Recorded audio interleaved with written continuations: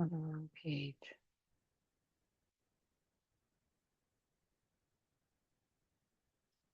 Mm,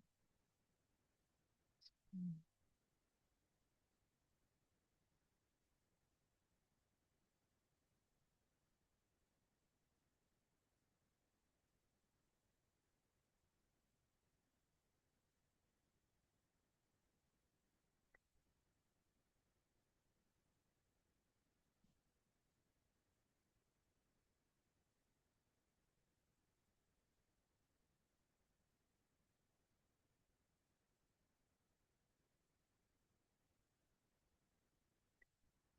Ooh, greetings. I am so sorry this is taking me forever to get this taken care of.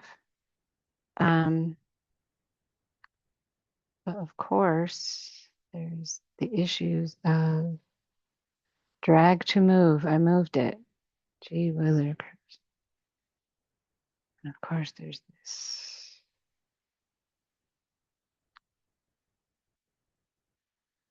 All right, sorry. I apologize for the delays in this. So we've been in this series that is called the gap. So there's been this gap in our life where you've gone through a certain part of your life and it's like this gap and the guardrails. So I mentioned to you guys a while back that, of course, there was this situation where life just kind of came in. It was like this flood and everything was taking place. Like all of these things were um, like permeating through my life. It was like all of this, it was just this incumbent of all of these scenarios, all of these situations were just, manifesting in my life. And so I was forgetting about the group and I was forgetting about the things that I love to do. I was putting aside everything else to take care of everyone else. And I was missing out on key pieces of the group. So tonight we are talking about what the gap produced. So in the gap, there's always going to be something that's going to grow. And what I just saw in the spirit realm was basically like if you have this land and the gap basically produces something in between, something grows in between.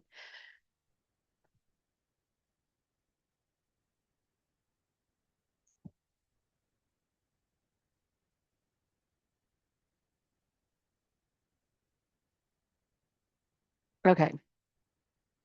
So in the process of that, what I saw in the spirit is like think about two sides of a land or of yeah, like a hole or something, and in between that hole, something is growing. So what did the gap produce in your life? What was the thing that happened while you are going through this this space of non-doing, this space of I think I can, or maybe I should, or I shouldn't do. So, what is happening in that space? So, we are going to, all right, sorry. This has just been a day. This is what happens. This is what produces in the gap. So, last week we did something radical. Okay. So, we stopped shaming the gap and started studying it. What happened? Okay. What came back during we named what came back during the interruption. So, what came back for me is the frustration. It came back as um, picking up where I left off. And then, in that picking up where I left off, it became this realization that I am always putting someone else before me. I'm always doing something for everyone else, but I'm forgetting about my needs. I'm always doing something for someone else, but I'm forgetting about that I am human as well. I am not a machine. So that is what I picked up. That's what I got back, what came back in this interruption. We built guardrails. And I sent some of you home with questions that, from the last video that I want to start with tonight. What if the gap wasn't a setback? What if the gap was a setup? What if everything that happened in silence, the struggle, the falling off, the old thoughts returning, the seasons of having to survive instead of thrive, what if all of that was producing something in you that the breakthrough moments alone could never? Tonight, we go into the gap and we mine it for gold. So, in the comment section, I want you to tell me one thing, just one, that your gap produced in you. It doesn't have to sound pretty, it doesn't have to be a victory. It can be clarity or hunger or exhaustion that finally broke something loose. What did the gap produce? As I stated for me, what the gap produced for me was it produced this ingenuity of realizing that I have to take care of myself, and I have to do things for myself. One thing I can say is I allow my daughter to keep my phone some nights, and so my phone basically is my source of income for me posting my TikToks and doing the content.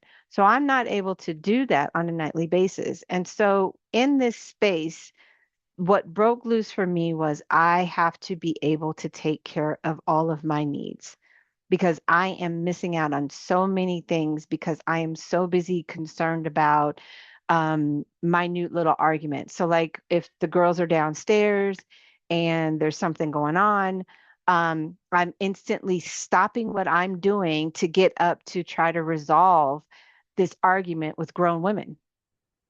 And I was like, that's not what I want to do anymore. Like, I don't care about what goes on because you guys are old enough to navigate through these conversations. You should be, at least. What broke in me was self care. And so when we talk about self care as women, what I notice is we honor it in a space of I'll go get my nails done, I'll go get a massage, I'll go out to eat, I'll take myself out to dinner, I'll, wash my hair, whatever, I'll go shopping, whatever. But when we really think about self care is really caring for yourself in the midst of everything that's going on, not allowing the interruptions. Um, I literally closed my door over the weekend because I'm like mentally and emotionally exhausted. So I shut my door. That was my self care. Self care doesn't necessarily mean you have to do anything. Self care means that you have to just be in the present moment and honor the space that you're in, honoring the fact that I am overwhelmed emotionally and mentally. I am in this space of realizing what broke at this point as well is that I'm lonely. Like I'm in this relationship with myself, and knowing and navigating me has broke me to where I have realized that I rely on my children for that company, and I rely on them being at home, always being present. There's always the noise going all around in my home. There's children, there's grandchildren, and so I've relied on my children for that company rather than relying on myself and doing something for myself. If there was a day that you could do anything in this world, what would it be? And I thought, just sit and just read a book or sit and watch TV and binge watch and maybe make some popcorn and drink a nice cold glass of Dr. Pepper. Just create something, do some, pot plants. I've realized that plants is my thing. Like I want to get back into my plants. So I started that. So it's all of these things, but what really broke the clarity of realizing and honoring myself to say my self care was not what I thought it was. And so I have to be able to be in this space to say my self care looks like blah. So this is what I'm doing. I am working on not interjecting myself in my kids' conversations when they want to do something, um, or when they're having the issues, when issues are manifesting.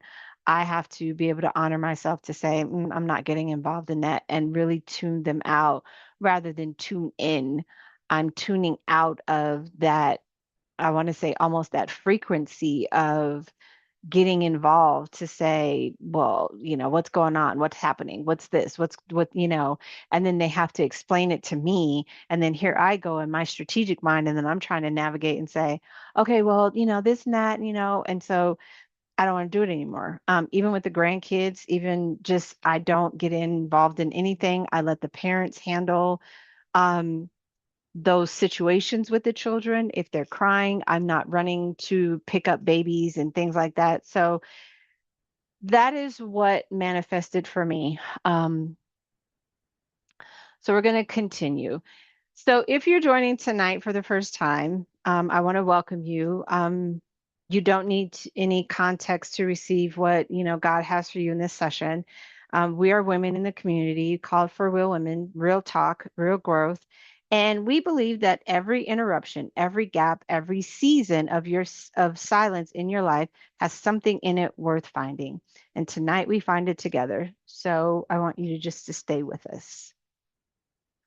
A little bit about me. As you can see, I am a life coach. I'm a certified mindset coach. I'm a certified transformational coach, and I am a general life coach in general. I am also an intuitive tarot reader, so I will do readings for you. So we just navigate through your love and your all of the things. So I am excited and I am honored, to be in this space and grateful that my ancestors and God have chosen me to do this, to be able to help navigate through the breaking generational curses that we have encountered in our life and we're carrying into these relationships.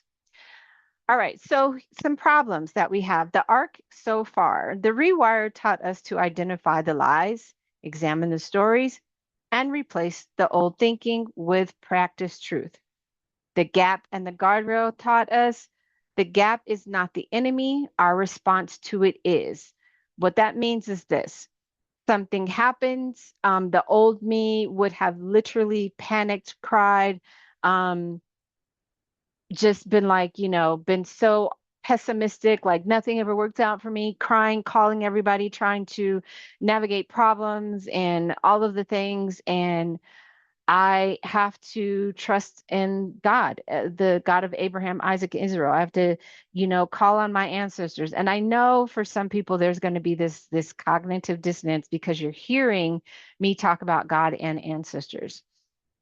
For me, and this is my truth, is that there is so much more to religion than there is, in spirituality. There's so much more to it than us just being in religion. So spirituality is something that we do the all incumbent. So you're looking at everything um, and all things and not just practicing one thing, but you are really being consistent in all things. And we would not be here had it not been for our ancestors. So, no, I do not worship my ancestors. I pay homage to my ancestors. The same way when we talk about God, when we have a reverence for him, they said there's a scripture that says, they that worship him in spirit and in truth. So we pay homage to the word of God. We pay homage to God through the word because he is that word. He is, and he says it, I am that I am. That's a whole nother context in a Bible study, but I want people to really understand because I really have felt that some people's cognitive dissonance goes out the window when we start talking about religion and well, we talk about God and then we bring up our ancestors. Because if it had not been for them, we would not be here and we would not have a lot of um, the things that we do when it comes down to practices and things of that nature. I want everybody to keep in mind that, yes, your parents have probably done the practice and there are little tidbits of things that you are picking up. But you realize that I don't know where it came from. It's just what we do. Um, So those are little things that you have to understand. The word of God is just the word. It's words that we speak. It's the manifestation of the word. God is the word. He said, I am that I am. So when he spoke a thing, when he began to create, he just spoke into this nothingness. And this is what we're doing here. We are speaking into this murky place of our life, the nothingness, the void, and we are creating the women that we say we want to be. So we're going through all of these gaps, these guardrails, these problems, these issues, the ups, the downs, the emotions to be able to create the woman that we say we want to be. I love you all. Don't argue with me. Go argue with your ancestors because they didn't show up for you. With that being said, so we have the guardrail. So how we respond to certain situations. Um, Say, for instance, someone says something to you in reference to, it could be something at work. How you respond to this situation is the answer to your question. That's the enemy, is your response. So tonight we go one level deeper, and I am I love a deep conversation. I love to go deep. I love to answer the questions. I am an investigator by nature, so I want to have all of the answers to the question.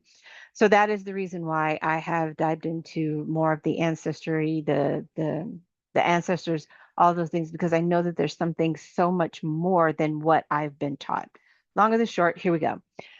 What did the gap actually produce that we could not have received any other way?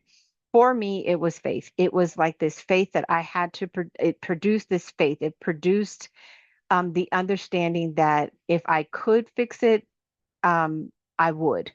And because I can't, I have to trust in the Lord with all my heart. I have to trust that in my silence and in those moments of me just meditating, when the Bible says to meditate on these things day and night, I have to sit with meditate with my family and the ancestors and see what is the answer to the question.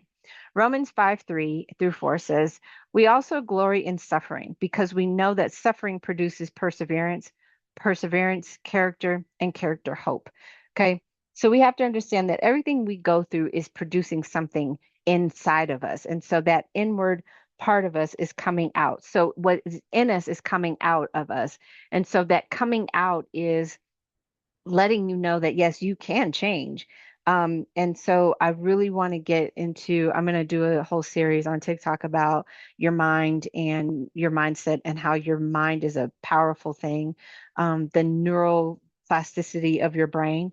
But let us read Romans 5:3-4 in the Message Bible. You all know that is my favorite um, book to read out of the Message Bible because I really feel that the Message Bible reads the way we talk to each other. So, how we are having this conversation, I just feel like it just reads in that way.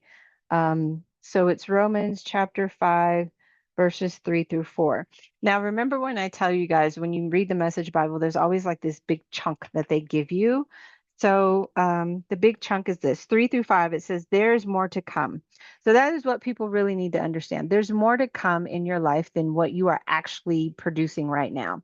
There's more to come. We continue to shout our praise even when we are hemmed in with troubles.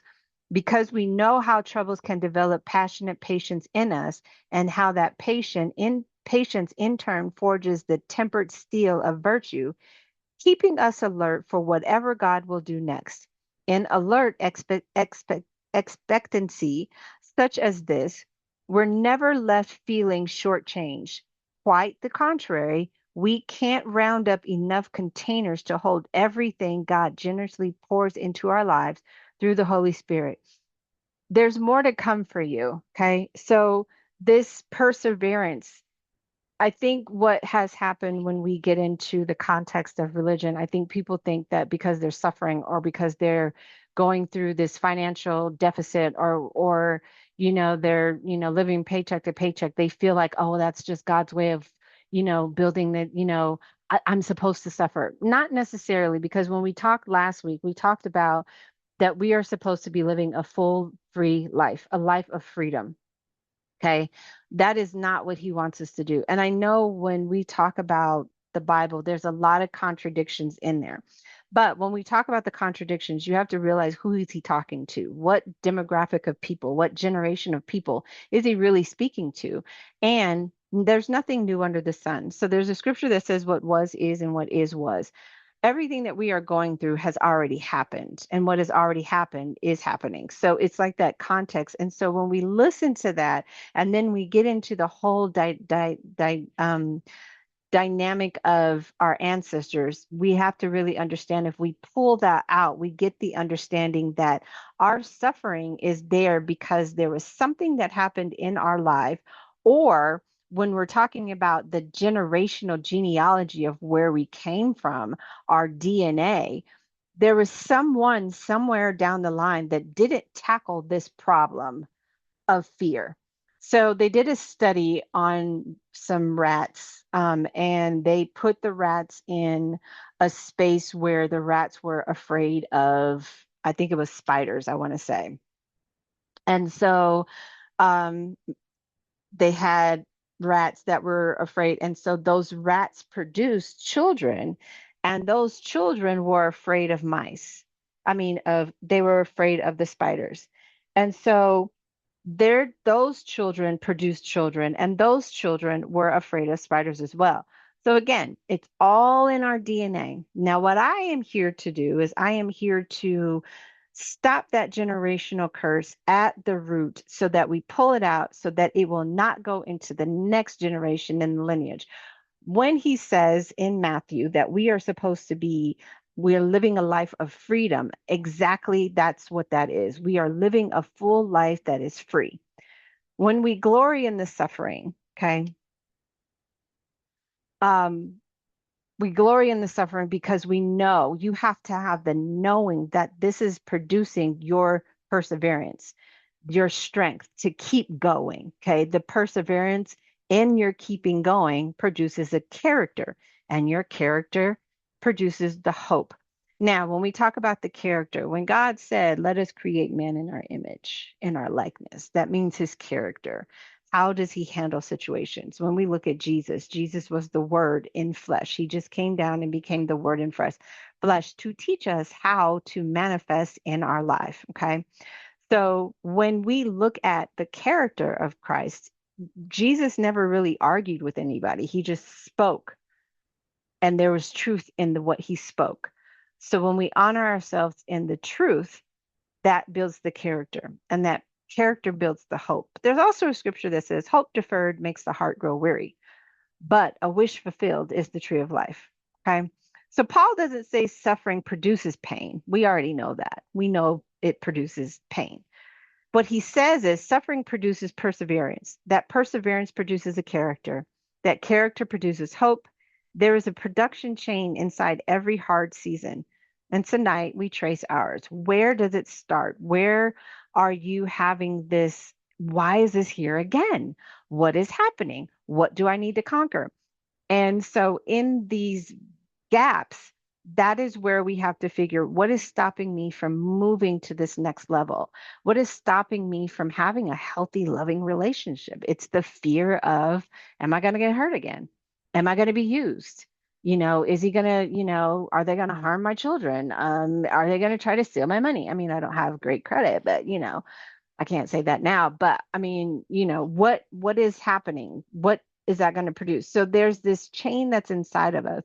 And when we're looking at lineage and hair, and our legacy, what happened to grandma? What happened to mom? What happened to grandma? What happened to great grandma? All of that goes back like the mice. And so when we think about the rats, and the mice, I think it was mice, rats, whatever, when we think about what happened to that first set of mice or rats, and then they produced this fear within them that trickled into their DNA, and it just manifested into every part, every rat that was ever created in procreation.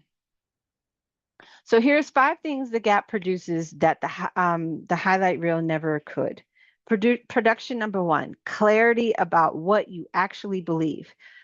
The breakthrough session all shows you what you want to believe. The gap shows you what you actually believe.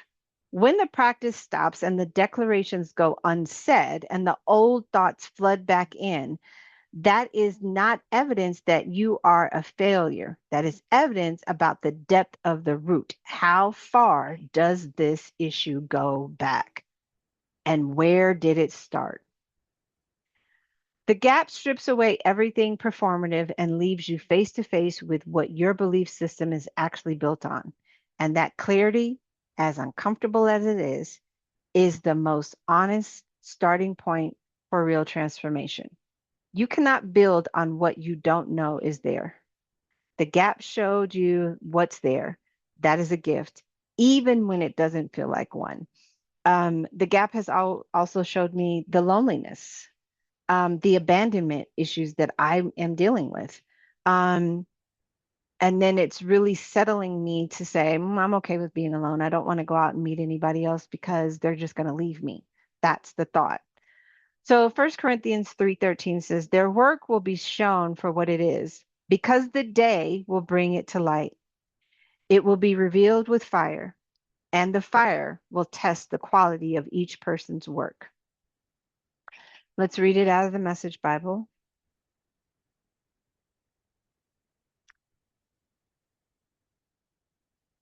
Um, so we're going to this chunk. It's going to start at verse 9 here. It says, or to put it another way, you are God's house. Using the gift God gave me as an architect, I designed blueprints. Apollos is putting up the walls. Let each carpenter who comes on the job take care to build on the foundation. Remember, there is only one foundation, the one already laid, Jesus Christ. Take particular care in picking out your building materials. Eventually, there is going to be an inspection. If you have cheap or inferior materials, you will find out. The inspection will be thorough and rigorous. You won't get by with a thing. If your work passes inspection, fine. If it doesn't, your part of the building will be torn out and started over. But you won't be torn out. You'll survive, just barely, but just barely. So keep that in mind. When we are going through these things, it's like this removal. I have to remove the old thing. So when we talk about it in tarot or tarot readings, it is the tower moment.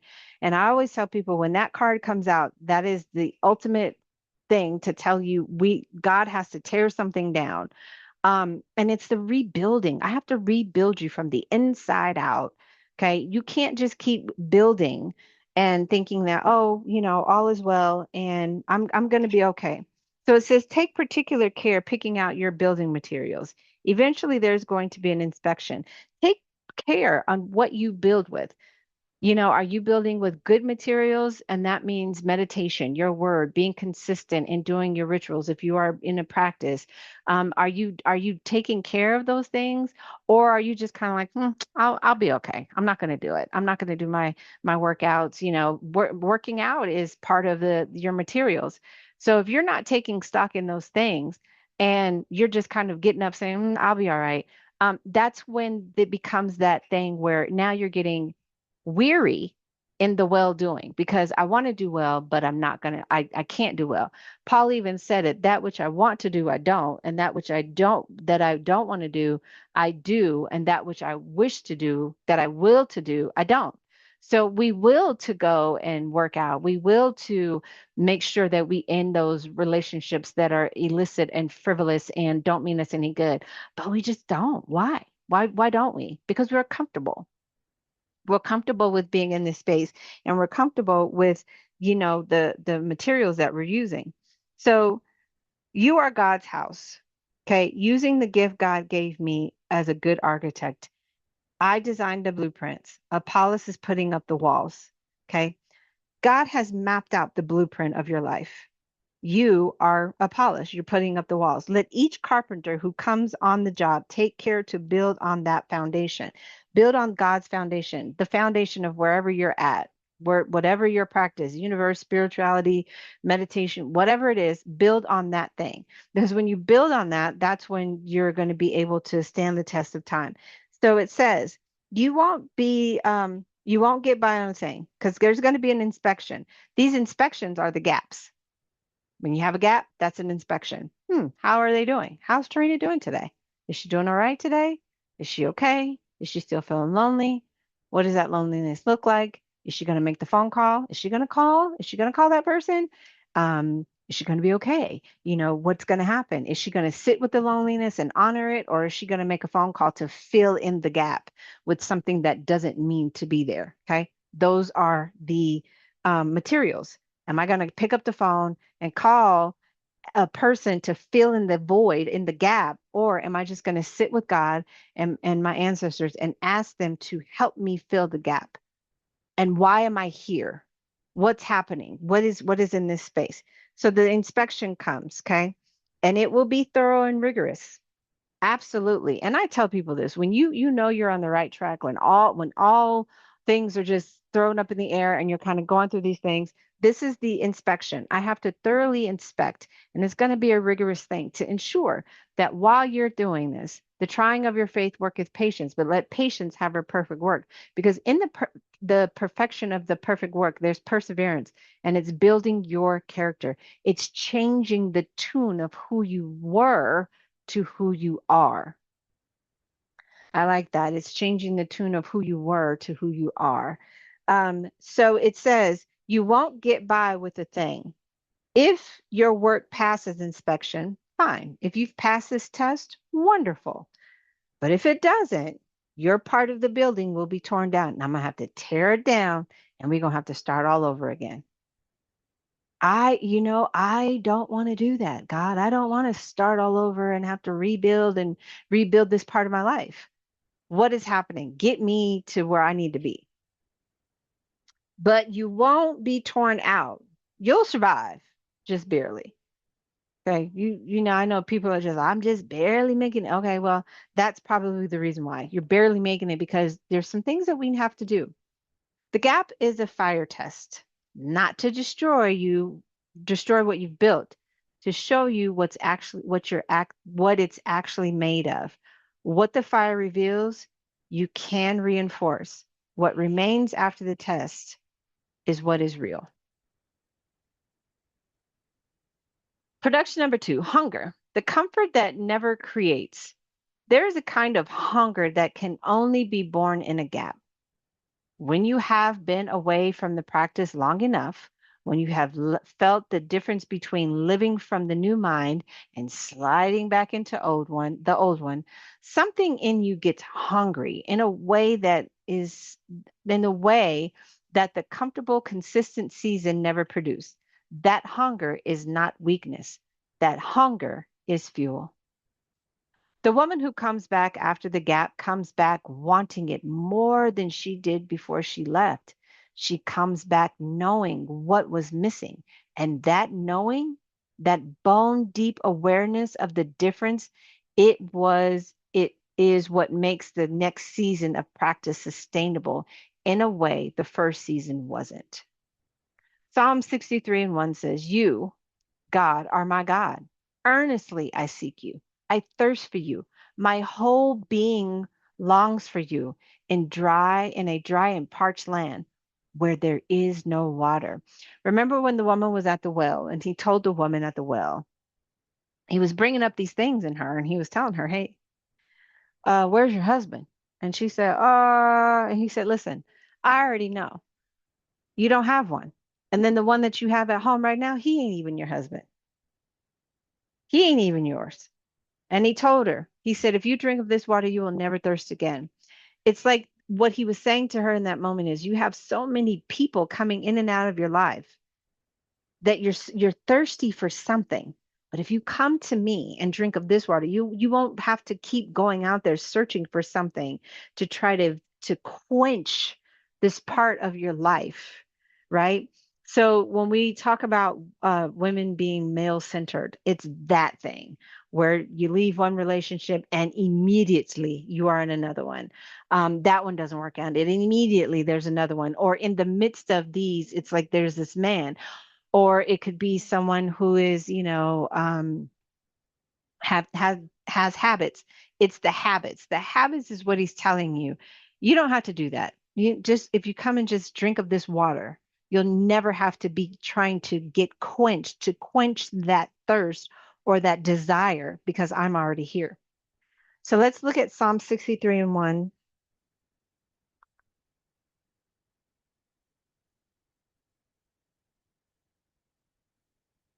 Um, God, you're my God.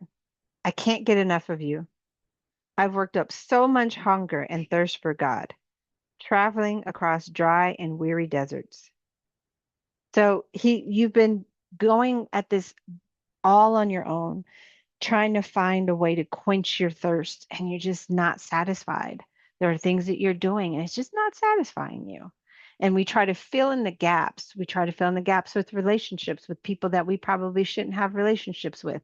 We try to fill in the gaps with overworking, going working overtime, getting a second job, doing all of the things. We try to fill in the gap with, I think I'll go to the club tonight and I'll be out Monday, Tuesday, Wednesday, Thursday, Friday, Saturday, and then Sunday I'll just kind of call it a rest day. We try to fill in the gaps with things that just are not supposed to be there. You don't know what you had until the gap shows up, shows you what life feels like without it. That thirst is not a punishment, it is a compass. It is pointing you straight back to what you need. Okay? You whatever it is you need, it'll reroute you. I just heard him say we'll reroute you back to the thing that you need. All right. Highlight number 3, production. Compass, compassion. You couldn't get, ugh, you couldn't have preached before. This one is for every woman in this room who leads, teaches, coaches, mothers, mentors, and pours into anyone else. Before your gap, you could talk about grace. After your gap, you can give it. Because now you know what it feels like to fall off from something that was changing you, to go quiet on yourself, to sit in the shame of your own inconsistency.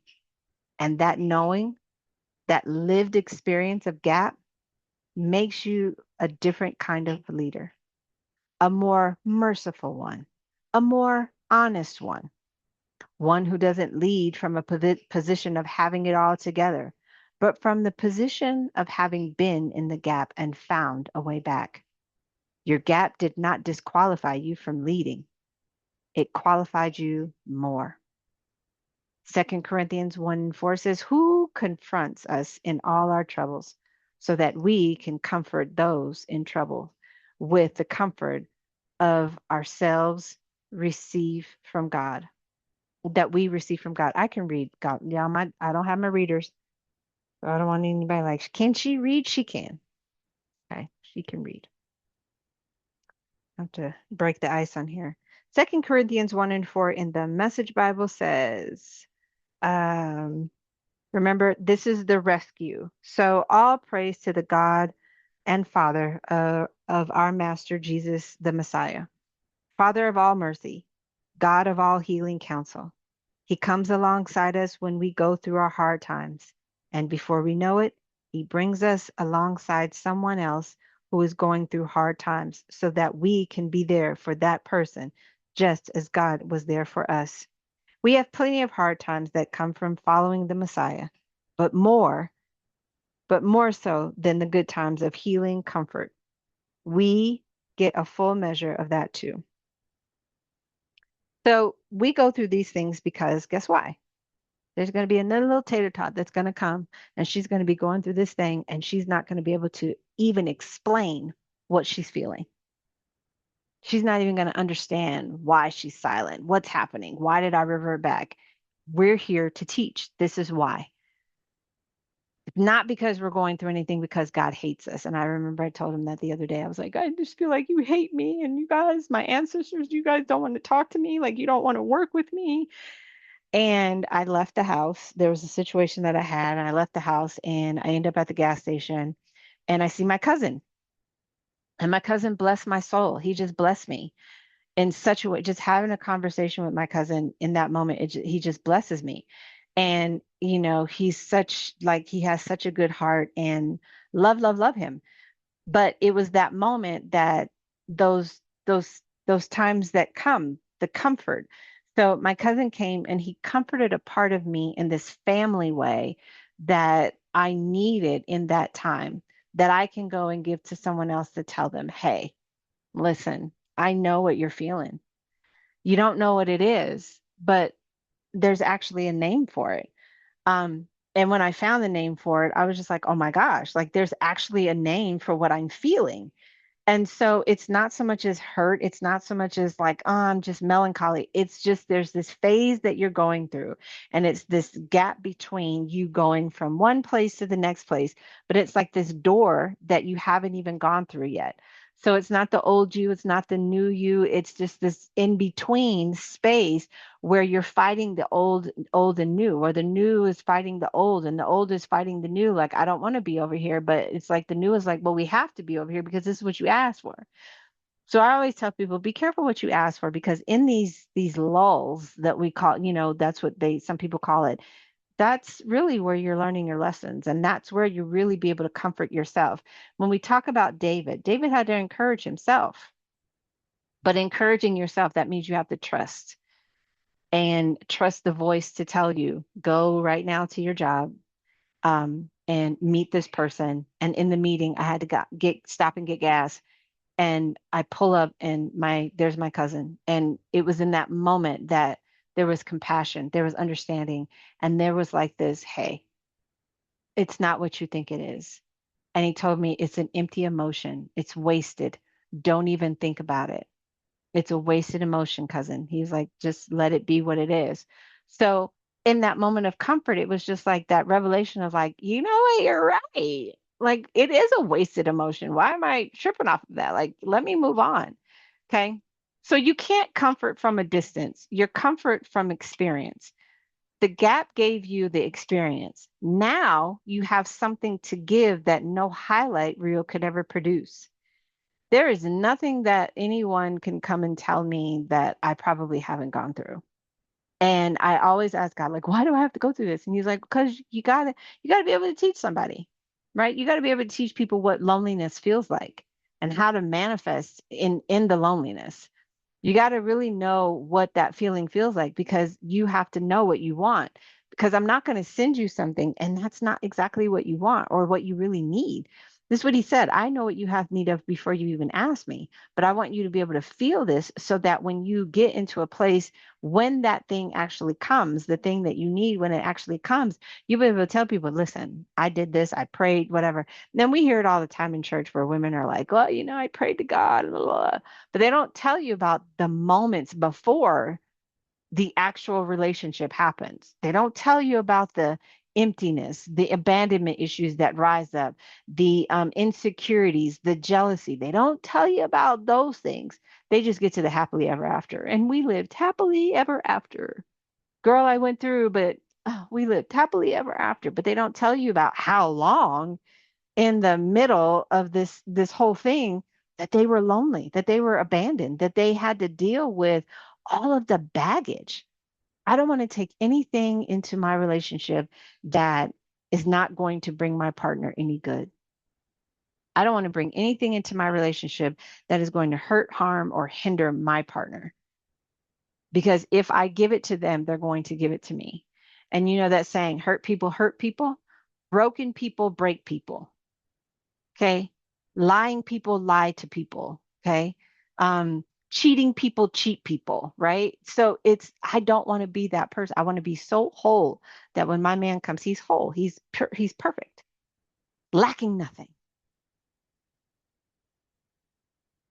All right. Production number 4, strength that only resistance creates. A muscle does not grow without resistance. A faith does not deepen without testing. A rewire does not hold without pressure. The gap, the interruption, the disruption. The season of life hitting harder than the practice was resistance. And resistance, when you come through it instead of around it, produces a strength that the easy season simply cannot. The woman who has only thrived in consistent, supported, inspired environment is not yet tested. The woman who fell off, went dark, felt the old mind rush back in, and then got back up and rebuilt, that woman has something in her that cannot be taught in a session. It can only be built in the gap.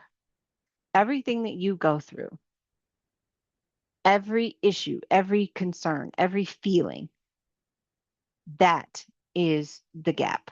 Okay. That's what you're building in the gap.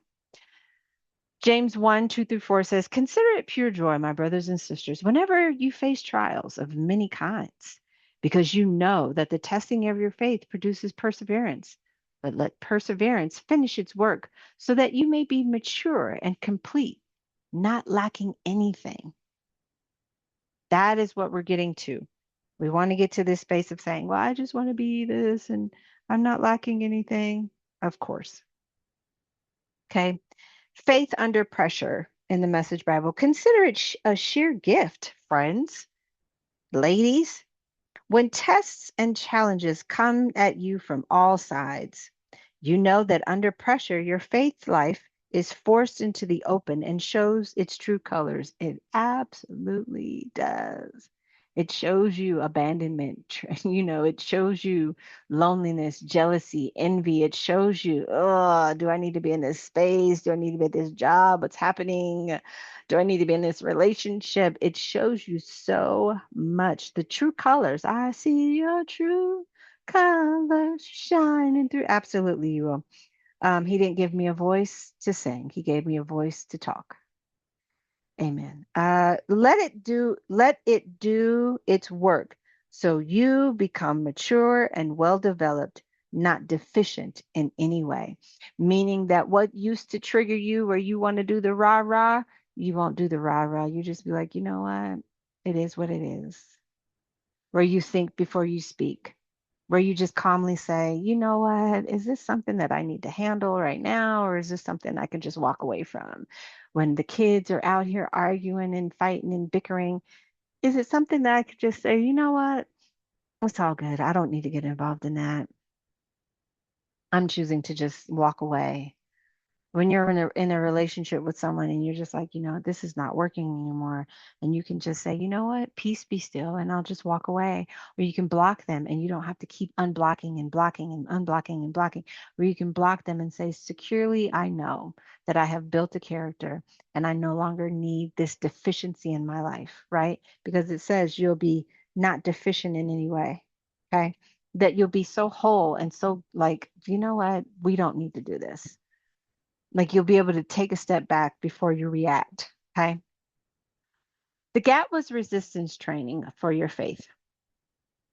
You didn't fall behind. You got stronger. You just couldn't feel it while it was happening. It's like when you're working out, you just work out that one day, maybe that first week, and you're just like, oh, I did so amazing. But you don't see the results.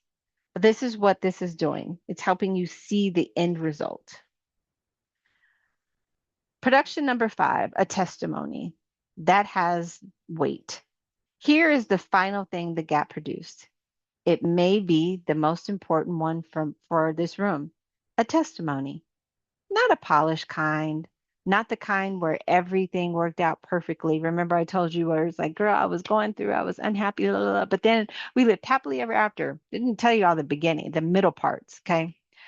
Um, Not everything where it worked out perfectly and God showed up dramatically and the crowd applauded, like, oh my God, yay, she got engaged. No, the kind that has weight, the kind where you say, I went through a gap, I fell off, my old thoughts came back, I went back to little Pookie, start hitting the ball again, went to the club, shook my little rumper, you know, uh, let's see, I got a second job, went out here and did something I probably wasn't supposed to do. Life hit me in ways I didn't see coming. And I'm still here. I came back. I am in the room. I pressed play on the replay.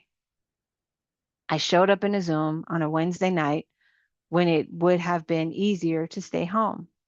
That testimony, that unglamorous, honest, I survived my own gap testimony is the one that will reach the women nobody else can reach because she needs to see that it's possible to come back. And here's the thing, you watching this right now, you listening to this, you are the proof of that.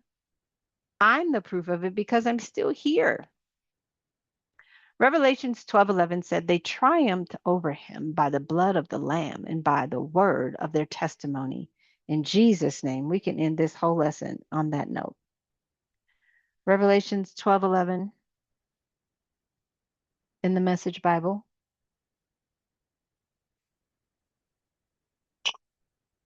Oh, golly gracious.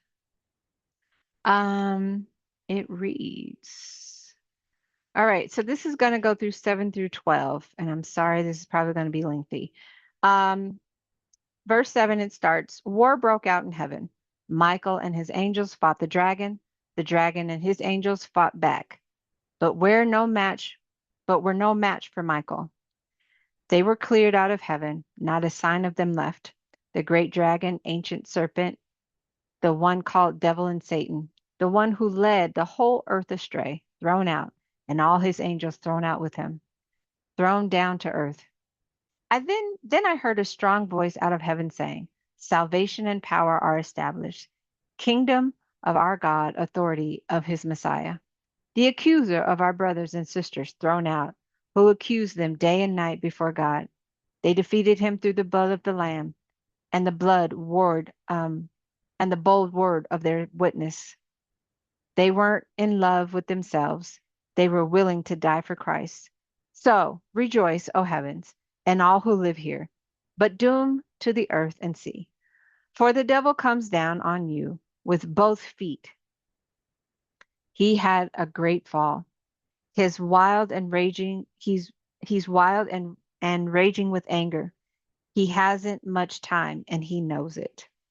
I'm going to go back to where it says they defeated him through the blood of the Lamb and the bold word of their witness. Speak boldly. That's why God told us you can come boldly to the throne room. Boldly do I speak today to tell you. I messed up. I fell off because I was taking care of family. I was giving more to the family than I was giving to the business. I was giving more to the family than I was giving to the people who really needed it, to this group. I was giving more to these girls that are well in age that can really learn for themselves instead of doing the I survived. I survived. I went through some things. I survived. It may not have come right now, but I survived. I'm still here. Like Celie said, I may be ugly. I may be po. I may be black, but I'm still here. And I'm not even none of those things, but I'm still here. Dorinda Clark sang the song, I am still here. I am still here because of God or something. I am still here. Mhm. It's by the grace of God. I think that's the song. On her album where she had on the red dress, I am still here.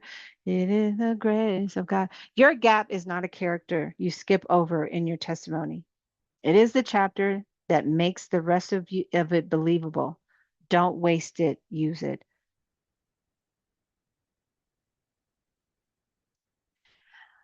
I need you to stop looking at your gap as something that happened to you and start looking at it as something that was produced in you. Okay. Not to you, but in you. The clarity, the hunger, the compassion, the strength, the testimony. None of that exists without the gap. None of that could have been manufactured in a comfortable, uninterrupted season. The gap was not a detour from your destiny. The gap was a part of your destiny. And now that you are on the other side of it, even partially, You have something in your hands worth using. Don't waste the gap. Mine it. Every piece of gold is yours. Name what your gap actually produced. Before you journal, let's name it together. Look at the list and identify what your gap produced, not what it took, what it produced. Clarity about what I actually believe, where the roots are shallow, and what needs to be reinforced. Compassion, the ability to lead, love, and pour into others from a place of lived experience, not just theoretical knowledge. Testimony, the unglamorous, honest, weight bearing kind of that reaches the women nobody else can reach. Hunger, a bone deep awareness of the difference between living from the new mind and sliding back and wanting it more than ever, than before. Strength, the kind that only resistance creates, tested, proven, and no longer theoretical. Wisdom, knowing what triggers the gap, what guardrails you need, and what coming back actually costs and requires. Minding the gap for everything it produced. The inventor, looking at the production list, clarity, hunger, compassion, strength, testimony, wisdom. Which one did my gap produce? Be specific.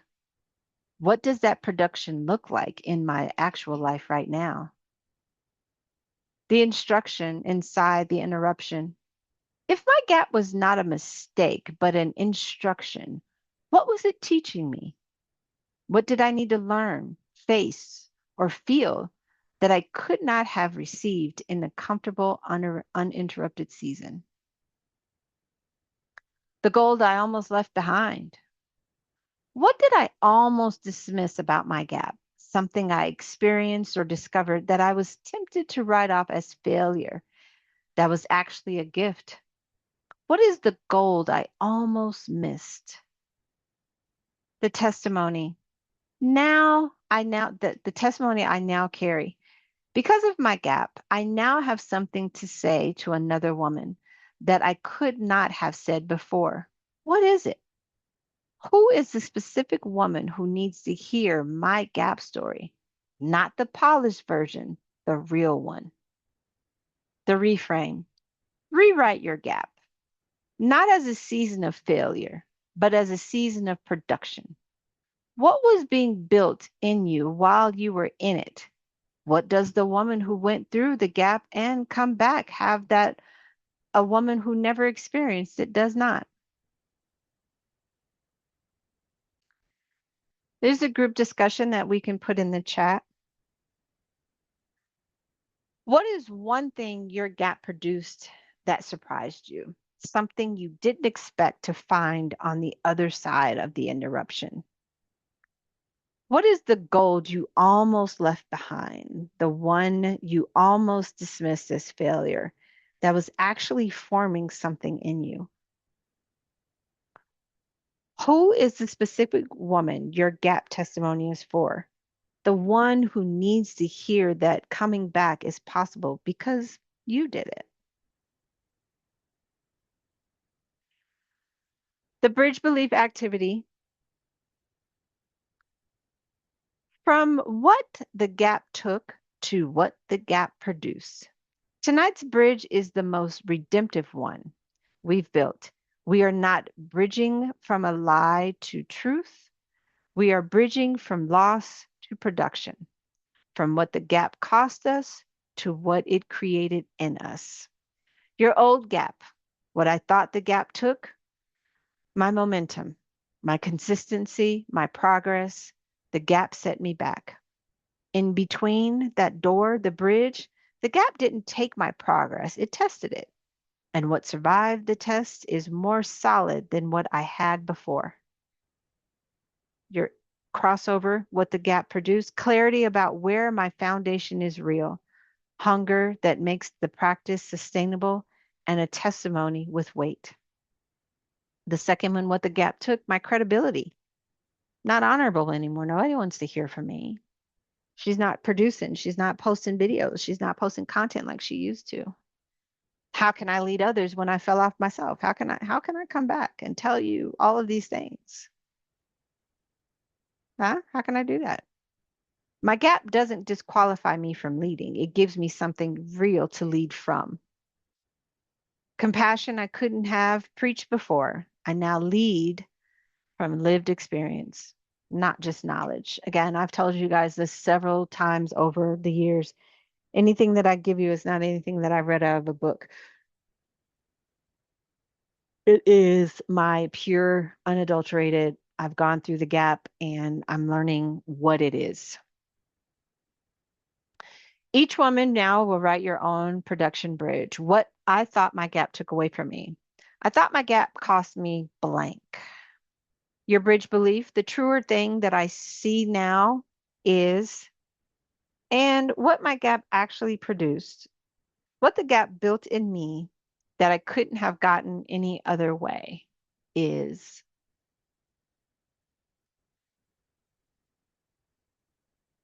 I think I went too far. 16, 15, 16. Oh, yeah. Okay. Here's your closing declaration. I will not waste my gap.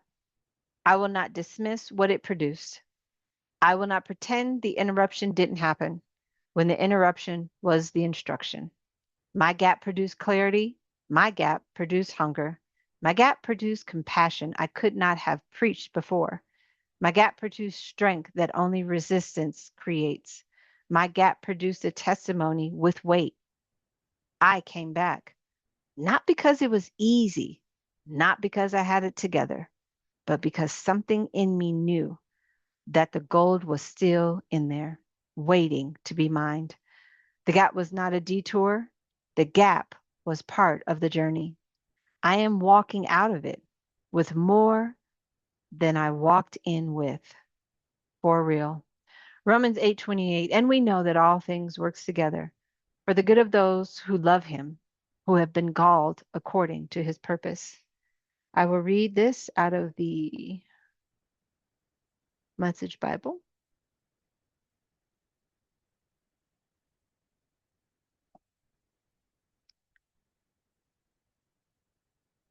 Romans 8:28 reads, meanwhile, starts at 26, the moment we get tired in the waiting, God's Spirit right alongside helping us along. If we don't know how or what to pray, doesn't matter. He does our praying in and for us, making prayer out of our wordless sighs and our aching groans. He knows us far better than we know ourselves, knows our pregnant conditions, and keeps us present before God. That's why we can be so sure that every detail in our lives of love for God is worked into something good. Yes.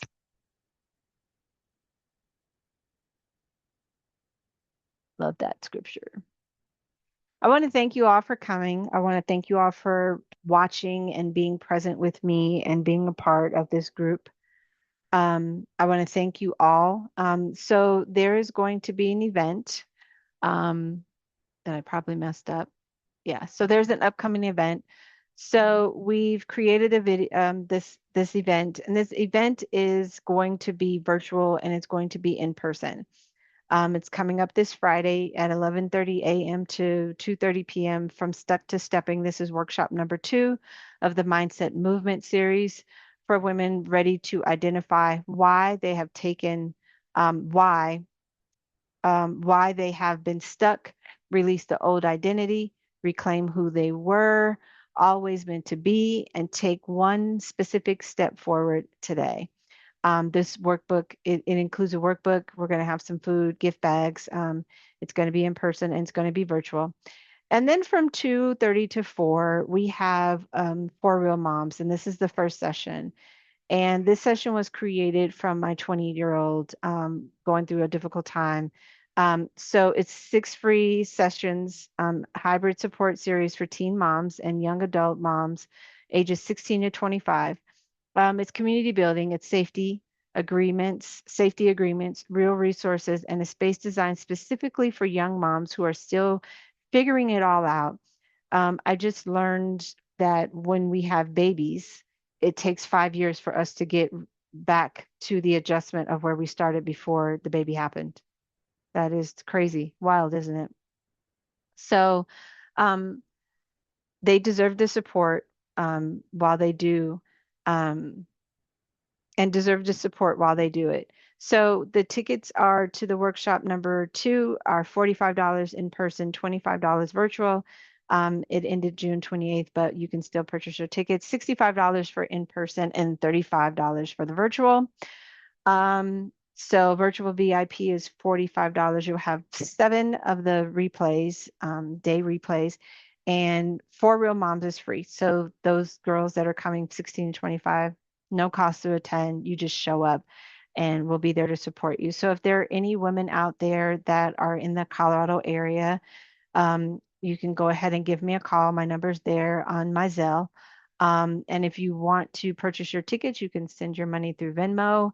But if there are any women out there that are over 35, and you have gone through this experience, it would be wonderful to see you at workshop number 2 for the mindset movement, and then to also be there for the for real moms, for the teen moms, those women that are 16 to 25, because I know this age group, they're still trying to navigate on what it is that I want to do, where am I going, how am I going, that mental capacity. So if you are a mental health specialist, if you are a life coach, if you are a woman who is in ministry, anything like that, it would be wonderful, wonderful, wonderful to see you, to have you come out and just be a part of this group. Again, it will be July 10th at the Smoky Hill Library. In I think I want to say that they consider that Centennial, but it's in the Smoky Hill Library starting at 11:30. So if you are interested, please send me a text message, or you can email me at 1180 motivation@gmail.com. And that's the word 11, the number 8, the number 0, the word motivation at gmail.com. And I look forward to seeing you all. If you know any young ladies that are 16 to 25 that are really dealing with some emotional, mental, spiritual aspect, all are welcome. If you are a woman who wants to come and join and be a part, be a teacher, give some knowledge and wisdom, I would love to have you. So again, I want to thank you all for watching tonight. I'm going to go back to this one. Here's my thank you. Thank you for coming. This was presented by me. And so again, you see the mindset movement Friday the 10th, from stuck to stepping. And then we have the For Real Moms from 2:30 to 4. So it is there. You see my Venmo there, and then my phone number is listed there if you have any questions. There is an RSVP form, so you can RSVP if you want that. You can email me at the email I just provided, and that email will be also in the description. Thank you all so much. I appreciate you guys watching and being a part of this group, because it has really given me um, the energy to do what I'm doing and just the tenacity and the strength to move forward. So I appreciate you all, and I hope you guys have a wonderful, blessed night. And I will see you guys next Wednesday.